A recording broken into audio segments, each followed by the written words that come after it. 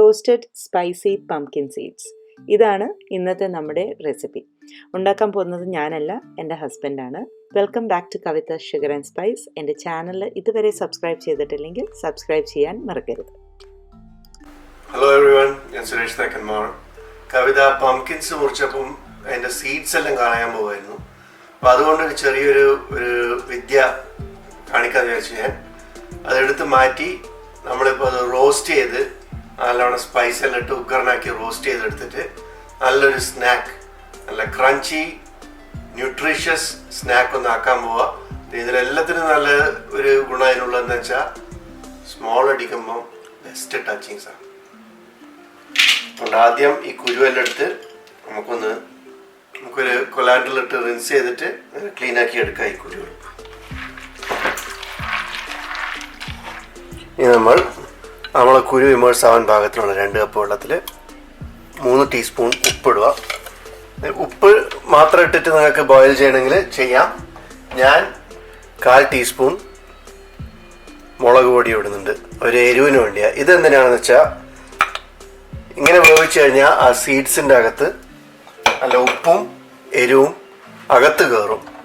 അപ്പോൾ ആ ടേസ്റ്റിന് നല്ലൊരു ഡിഫറൻസ് നമ്മൾ കഴിക്കുമ്പോൾ ഉണ്ടാവും. നമ്മൾ ബേക്ക് ചെയ്യുമ്പോൾ അത് കഴിഞ്ഞ് നമ്മളിത് ബേക്ക് ചെയ്യുമ്പോൾ എന്തായാലും ഇതിൻ്റെ മേലെ ഉപ്പ് കുറച്ച് ഇടും. പക്ഷെ ഇതാകുമ്പം ഇങ്ങനെ ആകുമ്പോൾ അതിൻ്റെ ഉള്ളിൽ കയറും. അതാണ് ഡിഫറൻസ്.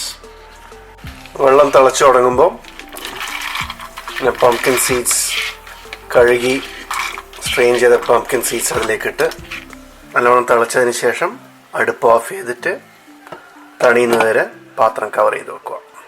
അതിനുശേഷം ഇത് സ്ട്രെയിൻ ചെയ്യാൻ വെക്കുക. വെള്ളം ഫുള്ള് സ്ട്രെയിൻ ചെയ്തതിന് ശേഷം ഒരു പേപ്പർ ടവലിട്ട് ഒന്ന് ഡ്രൈ ചെയ്തു.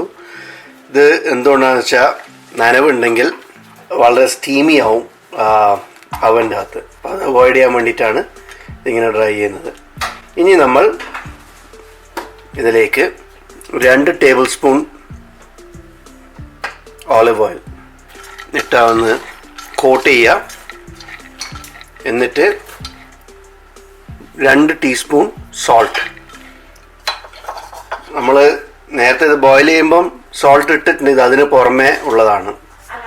ഇത് ബ്ലാക്ക് പെപ്പർ കുറച്ച് സ്പ്രിങ്കിൾ ചെയ്യുക നിങ്ങളുടെ ടേസ്റ്റിനനുസരിച്ച്. ഏകദേശം ഒരു 2 ടീസ്പൂണാണ് ഞാൻ ഇടുന്നത്. അത് മിക്സ് ചെയ്തതിന് ശേഷം നമുക്കൊരു ബേക്കിംഗ് പാൻ ട്രേയിൽ പാർച്ച്മെൻറ്റ് പേപ്പർ വിരിച്ച് ഇതൊരു സിംഗിൾ ലെയറായിട്ട് സ്പ്രെഡ് ചെയ്ത് കൊടുക്കാം. നമ്മുടെ അടുത്ത് ഇവിടെ ഉള്ളത് ഒരു മീഡിയം സൈസ് കുരുവാണ്. മീഡിയം സ്മോളും ആണെങ്കിൽ ഇത് നമുക്ക് ഇനി ഒരു 400 ഡിഗ്രി ഫാരൻഹൈറ്റിൽ 10 to 15 മിനിറ്റ്സ് ബേക്ക് ചെയ്യണം. ലാർജ് ആണെങ്കിൽ ഒരു 15 to 20 മിനിറ്റ്സ് ബേക്ക് ചെയ്യേണ്ടി വരും. നമ്മളെ നല്ല ക്രിസ്പ് ആയിട്ടുള്ള സീഡ്സ്, റോസ്റ്റഡ് പംകിൻ സീഡ്സ് ഇവിടെ റെഡി ആയിട്ടുണ്ട്. എനിക്കിത് ഒരു 20 സെക്കൻഡ്സും കൂടി 5 മിനിറ്റ്സും കൂടി റോസ്റ്റ് ചെയ്യേണ്ടി വന്നു. Total 20 minutes. ഇത് കൂൾ ഡൗൺ ചെയ്തതിന് ശേഷം നമുക്കൊരു എയർ ടൈറ്റ് കണ്ടെയ്നറിലേക്ക് ട്രാൻസ്ഫർ ചെയ്ത് സ്റ്റോറേജിന് വെക്കാം. Roasted pumpkin seeds ready. വളരെ ടേസ്റ്റിയും ഹെൽത്തിയുമായിട്ടുള്ള ഈ സ്നാക്ക് റെസിപ്പി ഇഷ്ടപ്പെട്ടു എന്ന് വിചാരിക്കുന്നു. Thank you for watching. അടുത്ത തവണ വീണ്ടും കാണുന്നവരെ take care and have a wonderful day.